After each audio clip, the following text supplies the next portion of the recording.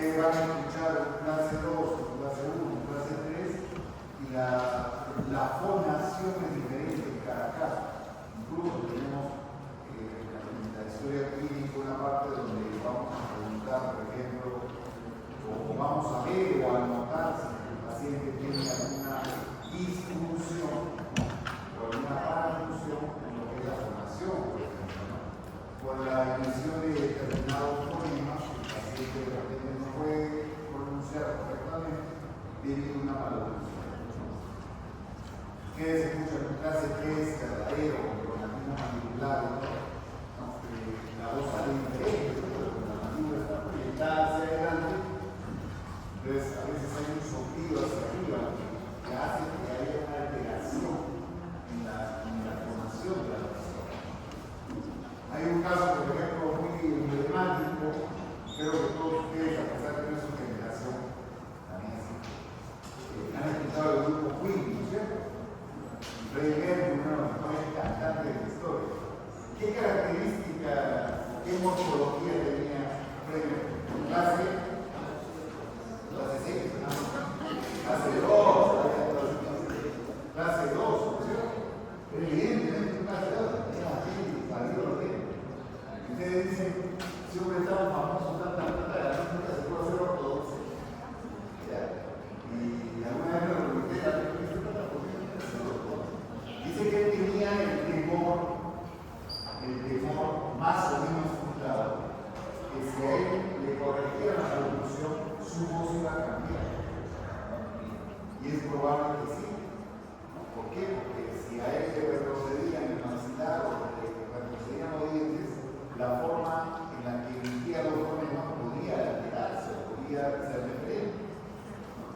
Entonces, él nunca se quiso hacer nada, básicamente hablando, por ese motivo, porque plata sobraba. Pero nunca se hizo nada porque tenía el temor que cambiar la voz. Y, como les digo, de repente ha fundado su pensamiento, porque de alguna manera el hecho de alterar la posición de los dientes va a alterar también la formación. En cuanto a la dilución, también. La deglución, acuérdense que es uno de los primeros o de las primeras funciones, junto con la respiración, van de la mano, ¿no? Deglución y respiración del ser humano. El ser humano, cuando recién nace, ¿qué va a hacer? Lo primero que va a hacer, ¿no? Si no llora solo, la palmazo para que llore, ¿no es cierto? Llora y respira y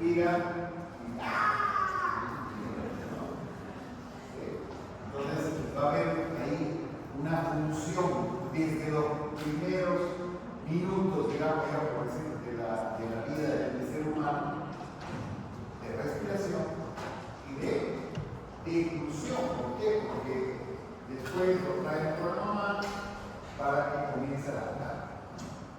Entonces, inclusión, respiración, sobre todo respiración, la primera función que se activa dentro de lo que es el sistema estomacal. Luego la expulsión, fonación no, porque ustedes solamente va a dar el hito, todavía no va a tener problema. Pero sí, imaginación no, porque lo primero es la difusión por la succión. Es diferente. ¿Okay? Entonces, habiendo hecho este primer, digamos, acercamiento, vamos a ir hablando de lo que son los hábitos orales no favorables. Van a encontrar diferentes nombres. El nombre no interesa siempre y cuando tengan idea. Van a encontrarlo como hábitos no favorables, como hábitos nocivos, como hábitos deleterios. Y todos estos términos son lo mismo, significan lo mismo. Son todas aquellas parafunciones o disfunciones del sistema estomacal que van a provocar y o no alguna alteración a nivel del sistema estomacal. ¿Okay? ¿Qué es un hábito? Van a decir cuando los nubes se ponen eso, no, ese hábito no. El hábito es una costumbre o práctica adquirida por repetición frecuente. Repetición frecuente de un mismo acto que en un principio es consciente y luego inconsciente. ¿Ya?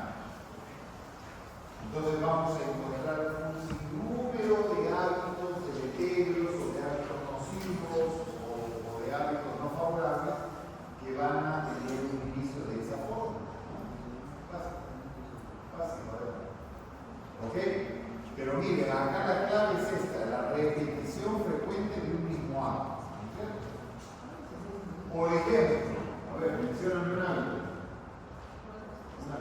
¿Vale? ¿Cómo? Escuchar. Al levantar. Entonces es un hábito. A ver, adopta. En el sistema. La onicofagia, perfecto.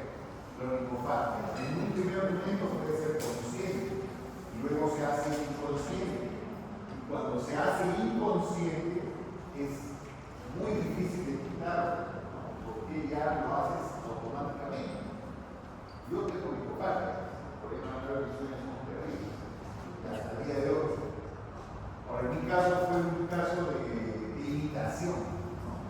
Porque todos mis padres, mis hermanas, mis tíos, mis primos, todo lo que llegaba a la primaria, todos comían todo. Entonces siempre estaba viendo que todos mis padres estaban con esa razón.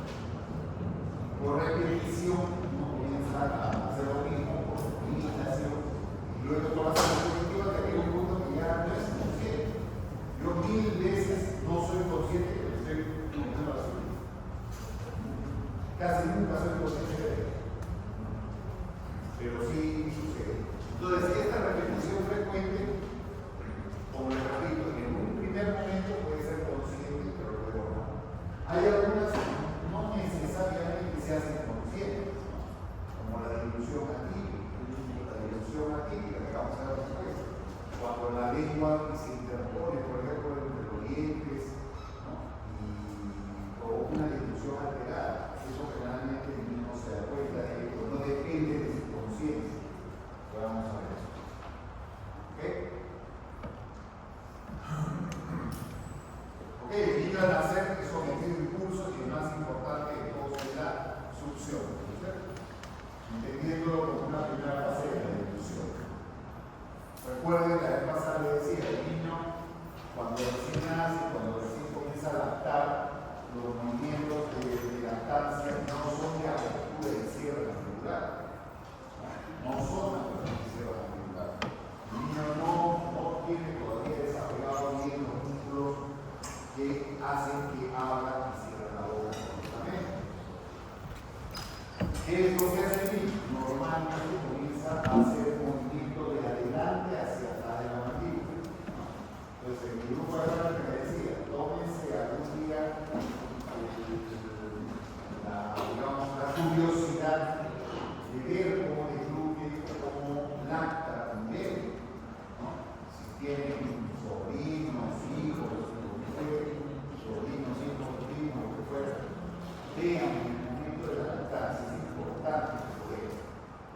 ¿Con qué movimiento? O sea, si van a ver que la mandíbula del bebé cuando está ahí, el río de la teta de la mamá, es de adelante hacia atrás el movimiento mandibular. Y eso va a generar que pueda sacar la leche del pezón y después pueda permitir, ¿no? Entonces, fíjense en eso. Yo tengo 4 hijos, por eso he podido ver cómo se tiene la lactancia. Porque cada uno veía cómo lactaba, ¿no? Veía que el movimiento era de adelante hacia atrás. Y uno de los primeros músculos que se activa con eso, ¿cuál es?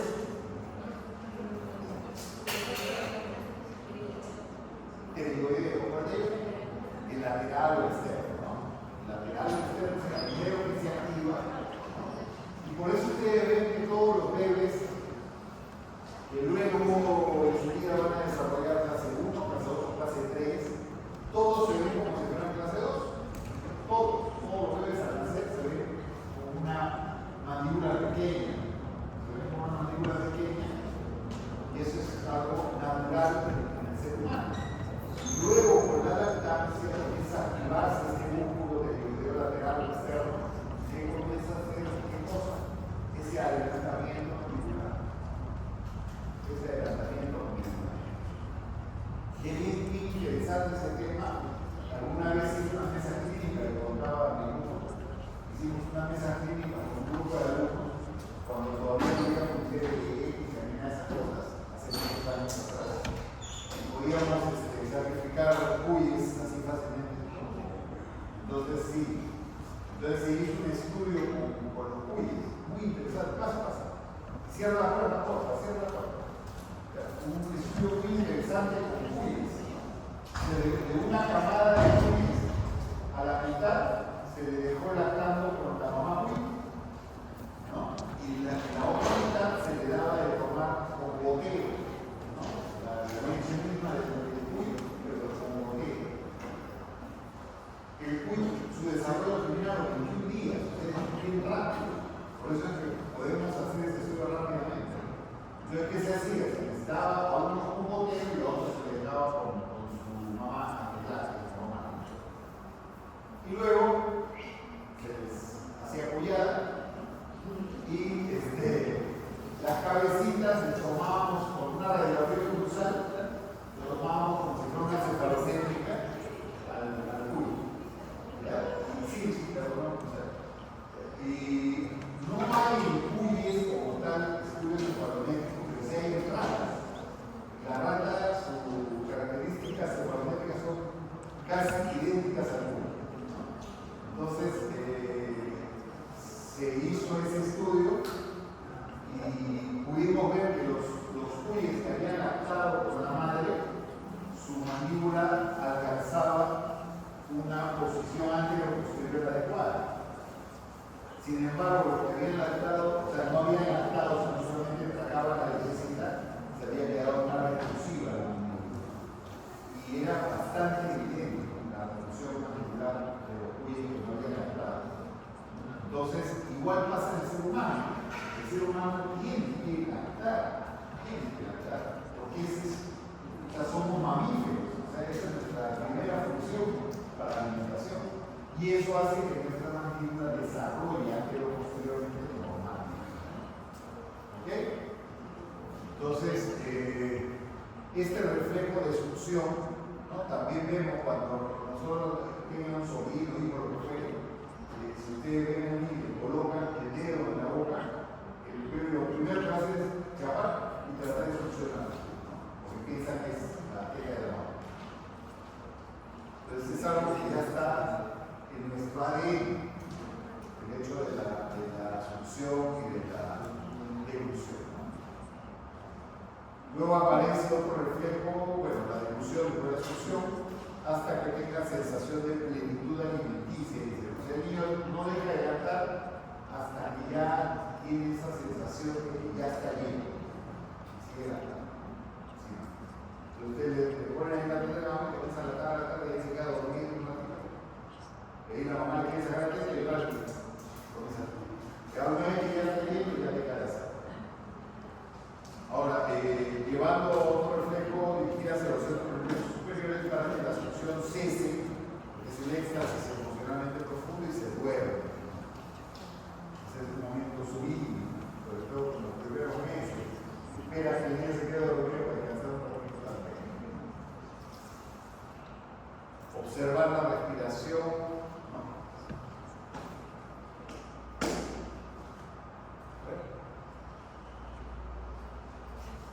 Lo que dice la madre, no puede dar de lactar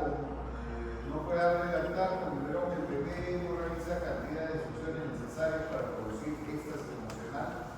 Por ello busca un sustituto que puede ser chupón, dedo, etc. ¿no?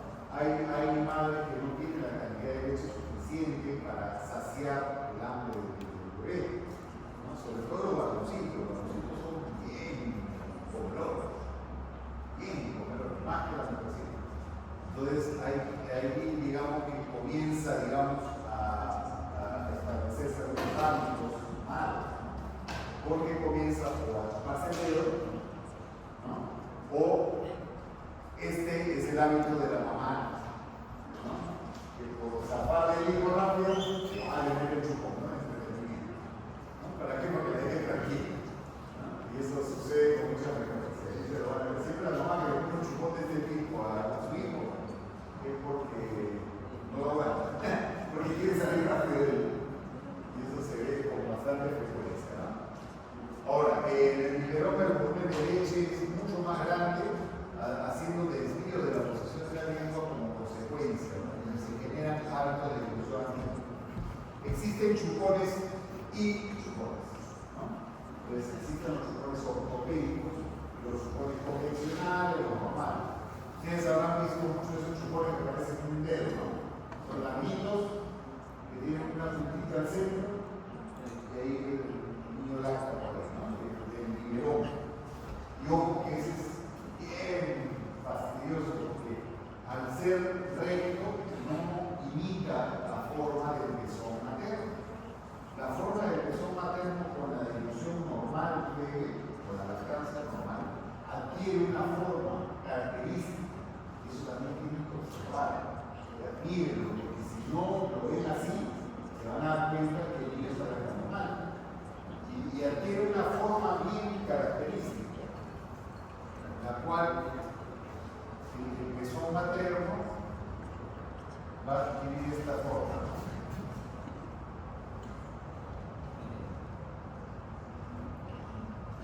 Así queda al final de la clase. O que no se quede así, pero cuando el bebé recién termina de lactar, adquiere esa forma. No te rías, porque te va a pasar todavía. De verdad, es algo normal, natural. ¿Qué sucede? Que esta parte de aquí va a estar en relación aquí al paladar, ¿no? Y esta parte de aquí va a estar en relación aquí a la lengua. De la lengua hasta el paladar. Por eso es que adquiere esa forma. ¿Ya? Entonces, cuando ustedes vean, que tienen que ser acuciosos, pues, todo científico, ¿ya? El pezón no tiene un solo huequito. Aquí en la punta no solamente tiene un huequito, aquí tiene varios huequitos pequeñitos. Entonces, eso cuando se ve, por ejemplo, existe lo que se llama las pezoneras, no sé si han escuchado, que es para succionar la leche y retirar. A veces, cuando hay exceso de leche, también hay que retirarla porque si no se produce lo que se llama mastitis en mujeres, es muy doloroso, se infecta la leche dentro del seno y es bien doloroso. En algunos casos se tiene que cortar para sacar esa leche que se pudre dentro del seno. Entonces, con esa pezonera, ustedes la machucan, ven cómo sale, van a ver como un chorrito así, varios chorritos, pero minúsculos. O sea, no es un solo chorrito, son varios, pero son chiquitos. Sale un spray. Entonces, ¿qué sucede? ¿Okay? El chupón normal, convencional, que ven así, que tiene forma de dedo, normalmente es muy perjudicial.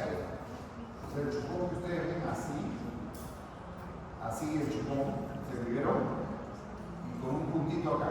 ¿Ya? Este no imita para nada la forma del pezón del lactante.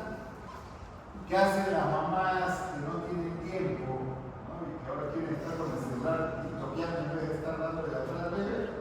Agarran una tijera y ¡guau! No sé si han visto eso. O por ahí ya yo soy eso. ¿Ya? Por ahí, este huequito que era chiquito, ¡guau! Se convierte en un huecazo grande. Y ahí peor todavía, porque el niño no tiene que hacer ningún esfuerzo para sacar la leche, sino cae solamente. Y el niño ya no hace el efecto de adelantamiento de la mandíbula, sino lo que hace es tragar. Lo traga solamente. Y se está perdiendo una función de dilución. Y eso genera después adelante una dilución aquí, porque estás mejorando. El chupón, que es el ortopédico, sí tiene esta forma. Y es más, tiene un huequito que no está aquí adelante, sino está aquí arriba. Y es muy chiquitito, bien chiquito. Entonces, cuando el niño pone ese chupón, tiene que hacer esfuerzo para sacar la leche. Y otra vez vuelve la mamá que quiere que rápido termine de lactar, que agarra no debe visto alguna vez que agarra un alfiler o algo así, lo queman en el alfiler y le hacen un hueco acá en el brazo. Y le maloran el chupón también, y le maloran la boca misma. Porque entonces el niño no va a tener que hacer esfuerzo para sacar la leche del biberón. Esa puntita que viene chiquitito, ese huequito que viene chiquitito, está calculado, que es lo que debe ser para que el niño haga el esfuerzo de sacar. Creo que siguen llegando los chupones marca NUC, que son los chupones ortopédicos. Hay dos, NUC y el chico. Esos dos tienen chupones ortopédicos. Entonces, cuando la mamá, por X motivo, no puede darle la carne porque a veces se le seca la leche, en fin, cualquier cosa, entonces mejor es que use tempranamente el chupón ortopédico. Vienen varios tamaños, ¿no? Entonces, para los primeros meses son más pequeñitos, son más grandes. Lo que sí nunca deben usar es ese chupón de entretenimiento. Eso sí está contraindicado, porque eso sí le va a generar muchísimos problemas en la boca del bebé. Ojo que es importante la posición del bebé, que debe ser más erguida. El bebé para lactar no tiene que estar echado así, horizontal, no tiene que estar así diagonal. Ya eso van a aprender cuando sea más. Pero observen, porque en esa posición es más fisiológica por la alimentación, cuando esté echado en el torneo.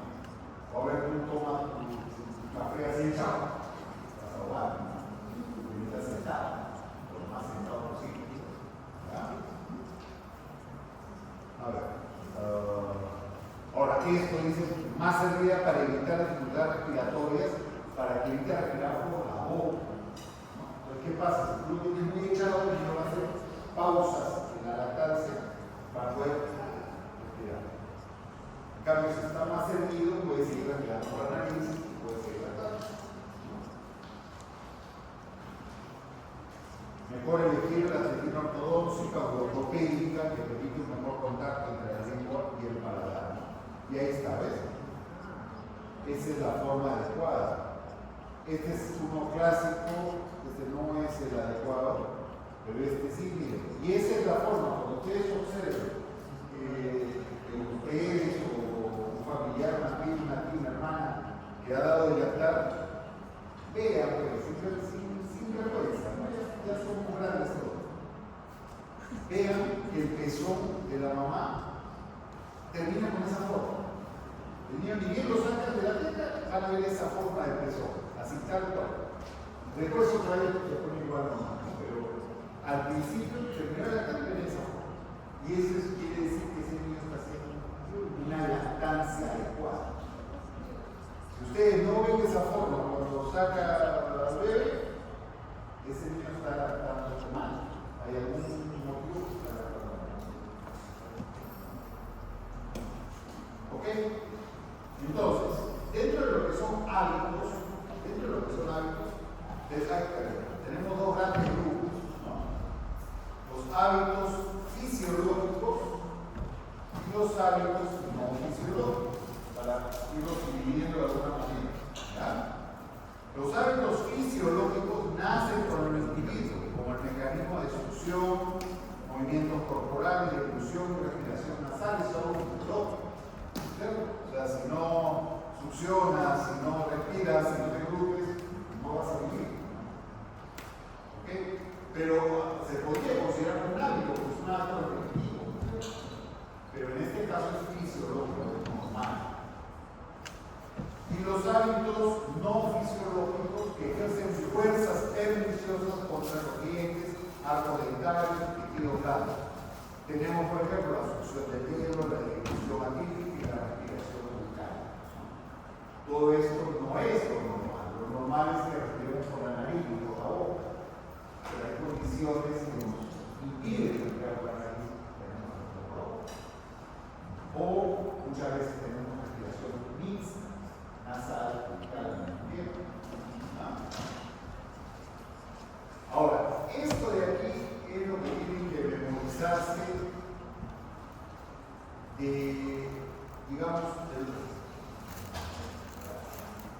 tienen que memorizarse. Hay una tríada que llamamos con respecto a los hábitos orales.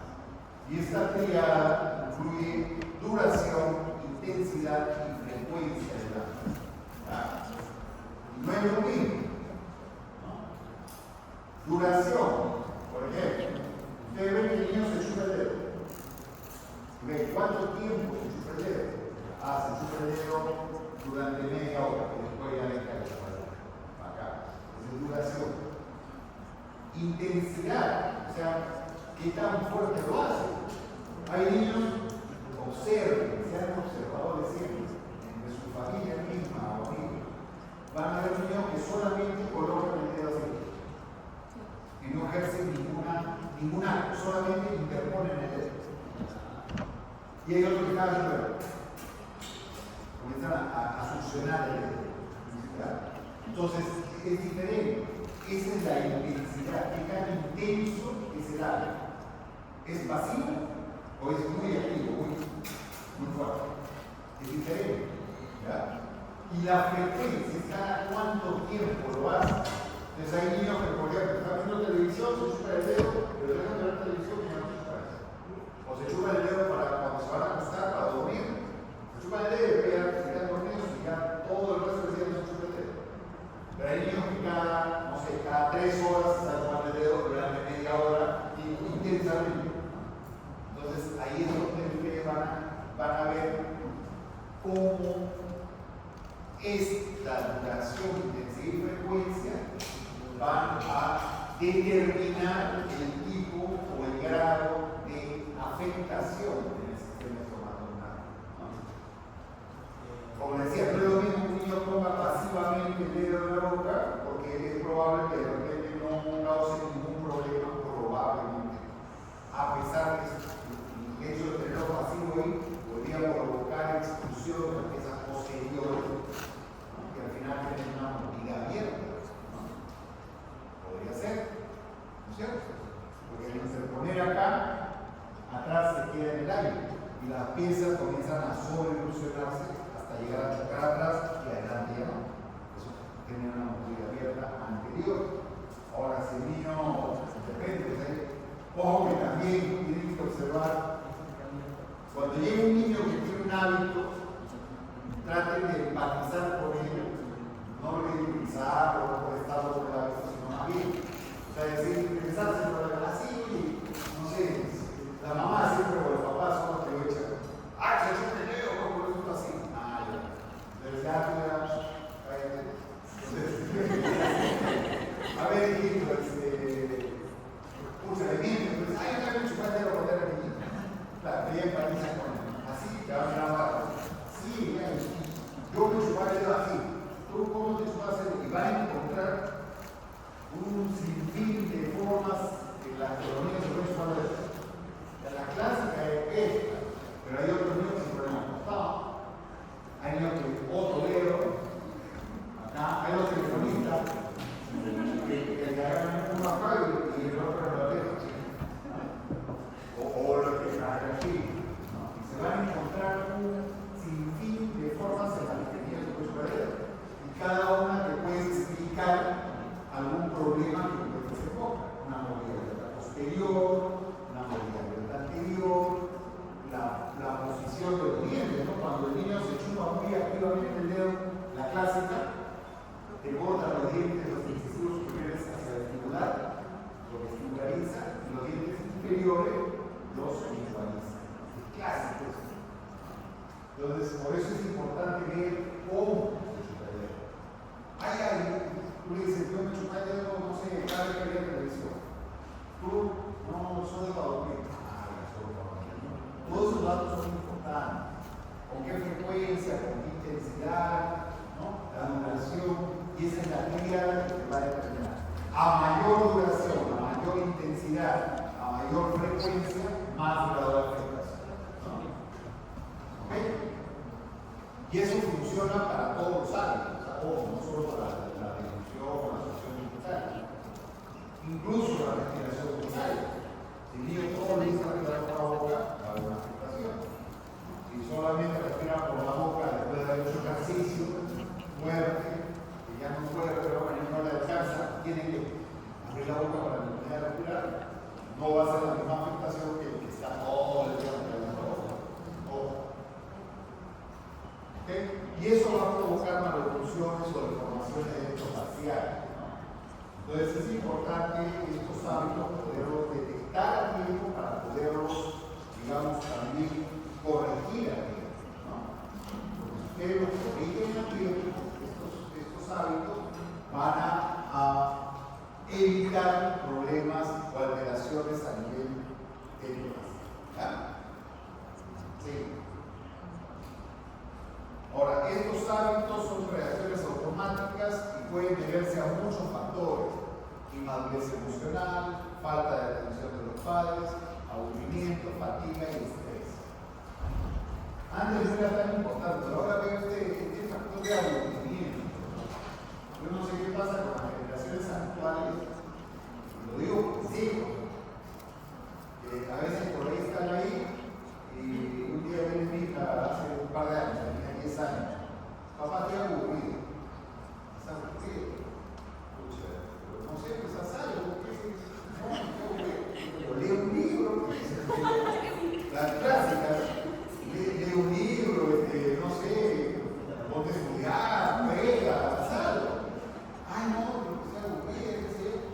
Le dije, en mi época agarrabas un par de palitos y jugabas con los palitos, o agarrabas cualquier cosa y jugabas con eso. No estabas aburrido.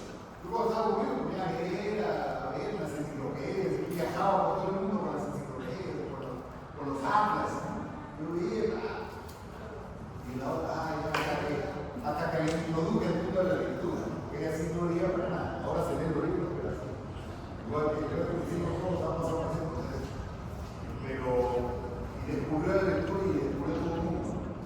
Entonces, ahí es interesante ver porque hoy en día para mí, yo hubiera querido en tu época tener, mira, tener internet nomás, ya hubiera tenido en mi época internet, ya que no iba a abrir nunca. Jamás. No, nosotros tenemos que inventarnos juguetes, hacer juguetes con nuestras manos. Fatiga, para cansado también. Mira, a mi edad es normal que estemos cansados. Pero un chibolo de 10 años, 11 años, no está cansado. Y hay muchos niños que dicen así, ay, estoy cansado. De 7 años más estoy cansado. Una niña de 10 años, 12 años, ¿cómo está cansado? Yo estoy preguntando haciendo 1000 cosas. Inmadurez emocional, falta de atención de los padres. Este factor es bien importante hoy en día. ¿Ya? Hoy en día, papá y mamá paran en el celular. La mamá para en el TikTok, o haciendo su TikTok, o tomándose selfies, y el niño lo chotea. ¿No? Entonces, hay que tener cuidado con eso. ¿Ya? Ahora se están generando adicciones bien raras, como por ejemplo, convertirte en amigo de ChatGPT. Ya fallamos uno, ¿no? Ya, amigo de Gemini. Hola Gemini, ¿cómo estás? Hola ChatGPT, ¿cómo estás? Ah, ChatGPT. Oye, amigo. Oye, me dio caso de gente que se enamora de la IA. No es broma, no es broma. Se enamora de la IA. Porque la IA le dice, ay, qué bonito tu cabello hoy día, pero le dice y nadie se lo ha dicho fuera. El otro día escuchaba que en Argentina a un hospital habían llegado 3 casos el mismo día, de gente que decía que estaba pasando por un, ¿cómo decían? Por un cuadro de ansiedad, porque la IA ya había dejado de ser su amigo, o ya no quería responderle, ansiedad por eso. O sea, eso es un problema grave. Pero es cierto, chicos, o sea, se están generando algunas nuevas patologías, por ahí abajo con su nombre. Hoy despierta la ciudad, se va a caer su celular. Despierta. Entonces, se están generando ese tipo de alteraciones que lo van a ver. Y algún día que no les sorprenda que algún niñito y algunos no tan niñitos le van a comentar eso, ¿no? Ah, sí, yo el otro día tuve para irse con mi hija, la menor, Porque también ella todo le quiere preguntar al chaquetero. Y de verdad, y un día me dijo eso, me dijo, ay, mi mejor amigo es el chaquetero.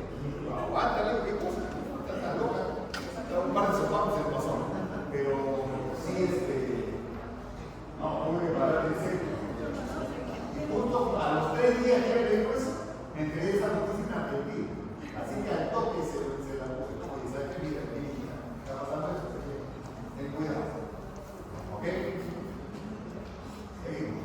Por si acaso, la diapositiva siempre lo voy a alcanzar, no se preocupe. Y en la práctica vamos a ampliar el tema también. Estos hábitos no fisiológicos pueden generar mordidas abiertas anteriores y laterales, posteriores, ¿no? Producciones mentales, producciones dentro-mentales, involuciones mentales, en fin, un número de patologías. Cuando es respiratorio, puede parar. Existe la dilución madura que se realiza en dilución máxima por los labios en contacto con una actividad peristáltica de la musculatura lingual. Se deglute ojo de 500 a 600 veces diarias, una vez cada 2 minutos aproximadamente. Recuerden que estamos pasando saliva todo el día. Eso es normal. Entonces, imagínense que está pasando 500 a 600 veces, está deglutiendo en el día en promedio. Imagínate si hay una alteración en eso. O sea, si en vez de deglutir de una manera madura, deglutes atípicamente. Son 600 veces es una frecuencia tremenda de alteraciones en la deglución. La más común es la alteración en la que la lengua se proyecta hacia adelante, se interpone entre los dientes. Y ojo, cuando el niño hace eso, hace algo que le llamamos mímica perioral. La mímica perioral, ustedes saben pasar saliva una persona que no deglute normalmente y van a ver que hace esta mímica. O sea, hace esto. Adelante, doctora, no digas. Entonces va a haber esa deglución atípica. El que hace esa deglución atípica generalmente tiene esa mímica perioral. Cuando tú deglutes normalmente solamente ves un movimiento a nivel del dioide nomás. Aquí. Pero no en los músculos periorales. Cambio el niño que deglute mal hace esto. Incluso hace esto. Y fíjense. Ahora, obviamente ustedes no van a hacer voy a ver cómo deglutes, el niño va a fingir. O sea, ustedes simplemente, por ejemplo, alguna vez se agarran la gelita triple, se pone un poquito de agua, pásate esa agüita. Y ahí ven. Ya está frito. Frito pescadito. Ya ni siquiera tienes que abrirle la boca para darte cuenta que está deglutiendo. Y esa deglución atípica va a provocar problemas. Mordida anterior, en fin, mil de problemas. ¿Ok? Vamos acelerando. ¿Ok? ¿Sí? ¿Es lo que está? ¿Qué espera? Ok. Entonces, ojo, miren que se puede presentar así, mordida abierta anterior, mordida abierta posterior. Miren, cuando la lengua se proyecta lateralmente, puede generar esa mordida abierta posterior. Puede ser un conejo. Es un ser humano, no creo.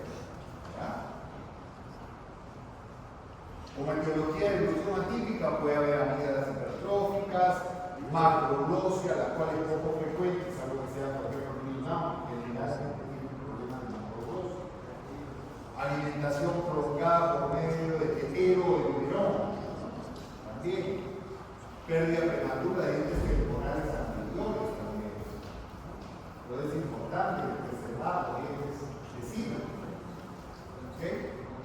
Consecuencias de la deglución atípica: mordida abierta en la arcada anterior, posterior, posiciones incisivos superiores, presencia de diastemas anteriores superiores, labio superior hipotónico, incompetencia labial, hipertonicidad en la borda del mentón. Todo eso puede ver en casos de una deglución atípica. ¿Okay? Ahora, tipo de deglución atípica es compresión atípica del labio. Hay niños que pasan saliva y hacen presión fuera. Otra compresión atípica de la lengua, o sea, la lengua internamente empuja, muchos se interponen entre los dientes. Declusión atípica, compresión atípica del labio con interposición labial. El paciente en reposo y los labios en no contacto, o sea, una incompetencia labial. El sellado anterior, hay contracción fuerte del labio inferior que se interpone entre los incisivos superiores y inferiores. Hay muchos niños con declusión atípica que meten el labio inferior por debajo o por detrás, mejor dicho, de los incisivos superiores. Y adentro. Se convierte a veces en dinámico, en malaria. ¿Okay?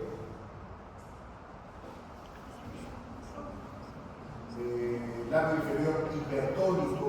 ¿Por qué? Porque el labio, al haber incompetencia labial, el labio empieza a hacer esto para. O sea, si eso está abierto, hace esto para estar bien. Todo esto músculos de esto no dice nada. Hay hiperfuncionar y el auricular de los labios en la parte inferior tiene demasiada tonicidad. Ahora, ¿cómo lo ven? Es toma el labio lo siente duro. ¿No? En otros casos, cuando es más bien hipotónico, al revés, el labio es muy suavecito, muy blandito. El labio debe tener una tonicidad, usted lo toca y siente una consistencia, pero no es duro. Es diferente. ¿Ok? Y bueno, todo lo demás que ya lo van a leer con más entendimiento, lo vamos a ver en la práctica. Hay declusión atípica con interposición labial, hay diferentes aparatos. Hoy ya no vamos a los aparatos, eso ya es para después, tratamiento, en fin. La presión de la lengua también va a ciertas características, ¿no? Que la van a observar ustedes. Y hay también tipología, ¿no? Tipo 1, que no causa deformación, tipo 2, compresión igual anterior, tipo 3, compresión igual lateral, tipo 4, compresión igual anterior y lateral. Hay una gama de formas en las que se presenta este problema. ¿Okay? Y bueno, vamos a avanzar rápido, esto voy a dar a ver después. La parte del tratamiento no es concerniente a este nivel.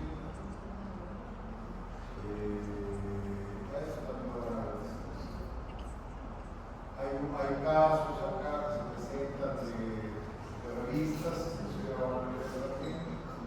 las conclusiones de la ley dicen que los dos clínicos obtenidos de ese estudio que van a leer ustedes, ¿no? Sugieren que la intervención temprana en la declusión atípica con cierto tipo de corrector es capaz de producir resultados significativos en la emisión temporal en la primera fase de la emisión mixta, en lugar de la fase tardía de la emisión mixta. Entonces van a leer el estudio y van a ver por qué es ¿okay? Respiración, ya hemos estado hablando del tema de la respiración. Lo normal es que respiremos por la nariz, pero muchas veces tenemos problemas en la nariz. ¿Cómo lo evaluamos? Antiguamente ponían así un algodoncillo delante de la nariz para ver si respiraba por la boca. Esta, digamos que es la más fidedigna, es un doble espejo, un espejo doble, lo colocan aquí. Y donde se forma el vaso, puede ser encima o abajo, por donde respira el paciente. En algunos casos van a ver que solamente se forma en la parte superior, el espejo de la parte superior es presión nasal. Si solamente es por la parte de abajo, presión bucal, o hay algunos que es mixta, nasal y bucal también. Y la mejor forma de evaluarlo, ¿no? El espejito bueno. ¿Okay? En cuanto a la etiología de la respiración oral, puede haber amígdalas palatinas hipertróficas, adenoides hipertróficos, presencia de pólipos nasales, rinitis alérgica, degradación de tabique, hipertrofia idiopática de los cornetes, asma y bronquitis, ¿no? En general, inflamación de la mucosa por infecciones o alergias. Todo esto va a provocar este tipo de problemas de respiración oral. Se decía la vez pasada, el grupo, que los otorrinos, por ejemplo, ellos consideran que la luz del conducto respiratorio, ellos dicen que si el paciente tiene viable el 20%, o sea, tiene obstruido el 80%, el 20% está viable, que no necesita operar los adenoides, ¿no?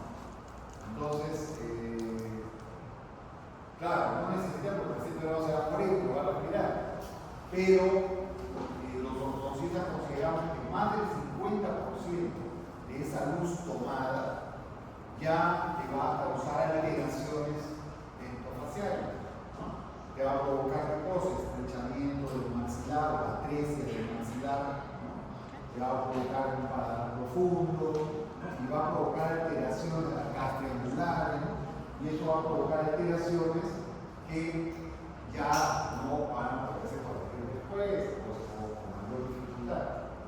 Entonces, me decía también que tienen que conseguirse unos tornillos de confianza, porque los problemas respiratorios tienen un pico máximo de desarrollo alrededor de los 7, 8 años. Después de esos 7, 8 años ya comienza el declive y todas estas estructuras adenoides comienzan a reabsorberse. Entonces, si por ahí uno no quiere operar a tu paciente que tiene 12 o 13 años de adenoides, mejor lo sacas corriendo de ese otro uno porque ya no debería operarse a esa edad. Los adenoides que debieron operarse a los 7, 8 años, no estaban más. Entonces hay que tener cuidado con eso. ¿Doctor? ¿Ok? Operación oral. Tratamiento. Hay otros casitos también. Y eso es todo de lo que es respiración. Como le digo, fonación, también se altera la fonación, ¿no? El hecho de que estos problemas de tipo respiratorio, digestivo, provoquen alteraciones a nivel de la forma, de la cara, posición dentaria, va a hacer que ciertos fonemas no puedan ser bien pronunciados. Y hay letras típicas con las que podemos indagar. O le das a leer al pacientito algo que tenga la R, la S, la T, la B, porque hay ciertas letras que son bilabiales, dentolabiales, ¿no?